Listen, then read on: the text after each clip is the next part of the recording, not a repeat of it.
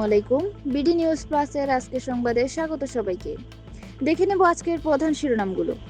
রূপপুর পারমাণবিক বিদ্যুৎ কেন্দ্রে ইউরেনিয়াম লোডিং শুরু। ফ্লোরিডায় 2 বাংলাদেশি শিক্ষার্থী হত্যাকাণ্ডের তদন্ত ও মরদেহ দেশে ফিরিয়ে আনার প্রক্রিয়া চলছে। দেশে 3 অঞ্চলে 80 কিলোমিটার বেগে ঝড়ের সংখ্যা, 2 নম্বর নৌ হুঁশিয়ারি সংকেত। শুনছিলেন শিরোনাম, এবারে জানাবো বিস্তারিত। পারমাণবিক যুগে প্রবেশ করতে আরও এক ধাপ এগুলো বাংলাদেশ। পাবনার রূপপুর পারমাণবিক বিদ্যুৎ কেন্দ্রে শুরু হয়েছে জ্বালানি বা ইউরেনিয়াম লোডিং কার্যক্রম। আগস্ট নাগাদ জাতীয় গ্রিডে বিদ্যুৎ সরবরাহের পরিকল্পনা রয়েছে।